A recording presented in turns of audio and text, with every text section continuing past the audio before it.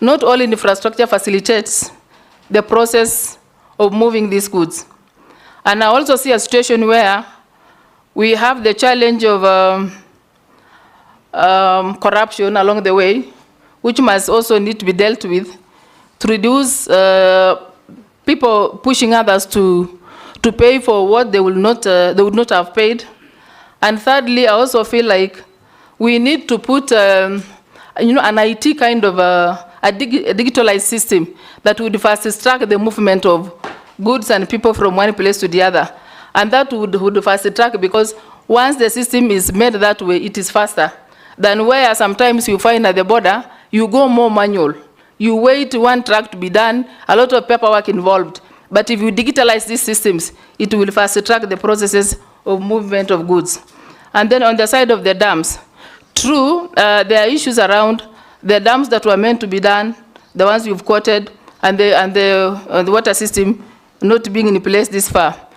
Actually, what I would suggest is when there is a need and the spirit of seeing development in a country for the sake of realizing needs of the people being attended to, actually it is prudent for an individual to make sure what we've advertised actually has begun, and once allocation is put, it must be started.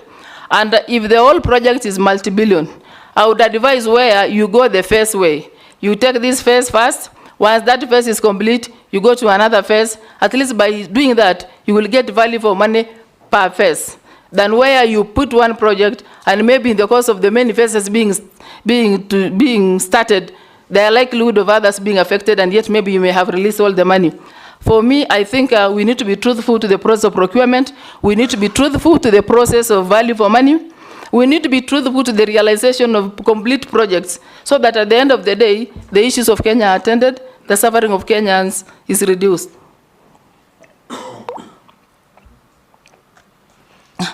Now, the other point, through Mr. Speaker, of Migingo Island.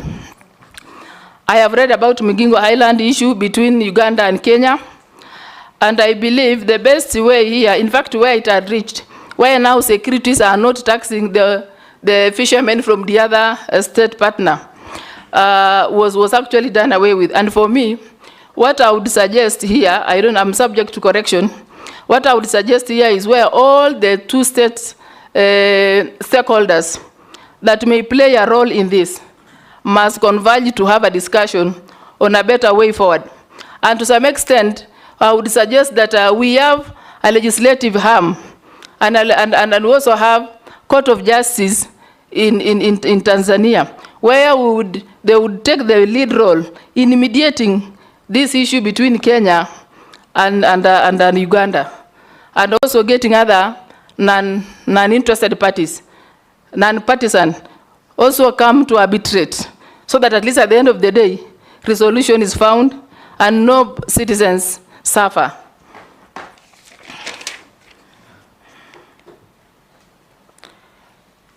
Through the chair, on the question of on the youth, Mheshimiwa Mishi, on the youth movement and how the ministry will get them involved in the regional development.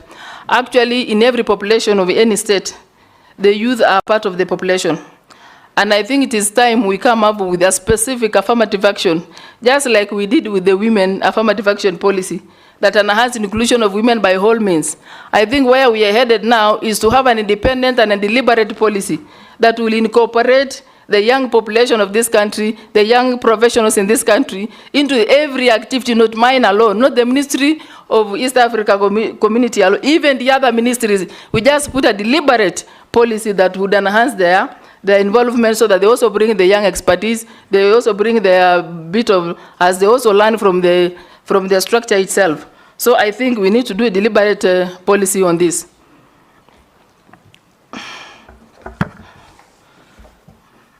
On the side of the pillars, there is, of course, there is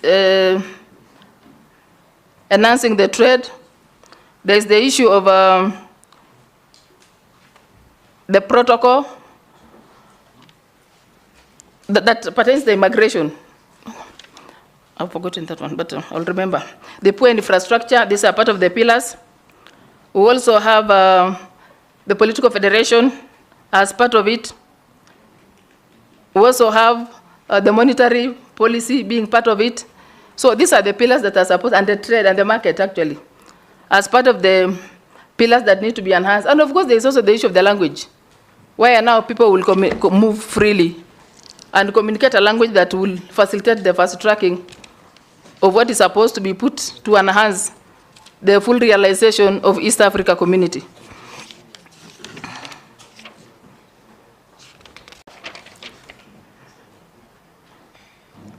The other one is the county government. Yes, Sharia. I think she did well. She did 50%, which is good. The political federation and monetary. The other two are this customs union and the common market. Yes. Just to guide her. Okay, thank you. Thank you, Honorable Speaker. Go ahead and answer the question from Whether there is, through the Mr. Speaker, sir, there is a point that talks about whether Turkana County is a sample county in terms of effects of devolution as an ASAL area. Actually, I can speak here comfortably that for us, the Turkana community, devolution was like our independence. In as far as the rest of the areas were talking of their independence 1963, I'm telling you the independence of Turkana County started in 2013.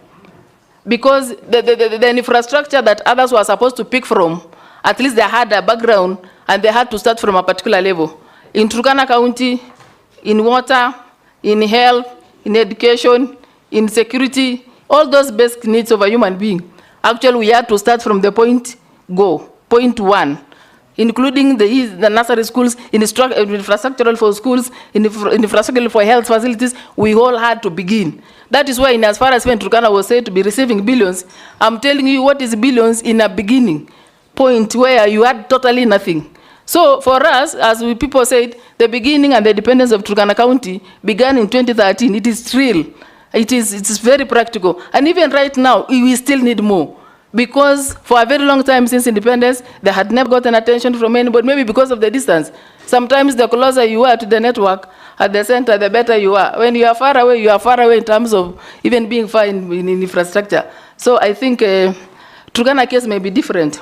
But on the side of solution to food reliefs and their safety in terms of the disasters we receive, as I said, just like I've spoken on the youth, I think we need to do a deliberate attempt or a move or a framework through which we will make sure now all the partners in the Republic of Kenya that act or respond on emergencies put their resources together, plus the ministries concerned, and come up with one concrete thing that would be a permanent solution to these things. And again, being a reactive ministry, a reactive network, that would mean we are only waiting till the bad moment comes. That means we ignore the reports that are supposed to be giving a warning.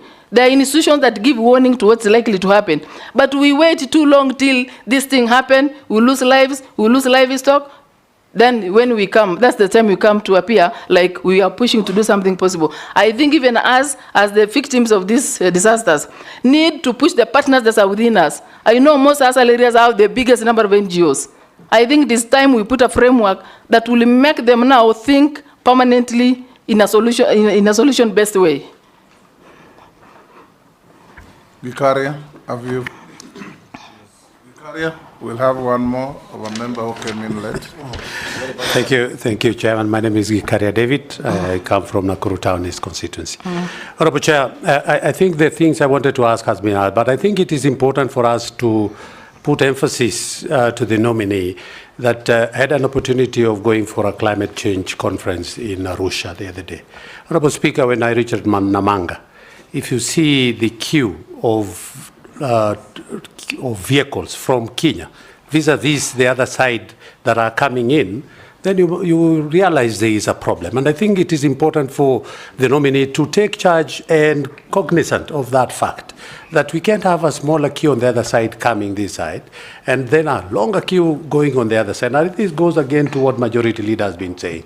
Maybe we need more information to the the people in the transport industry, and what we actually need for us to fast track our clearance at the border point. It is very unfortunate, Honourable Speaker, even when you go the other side, we were stopped. I think they just see a registration of a Kenya number.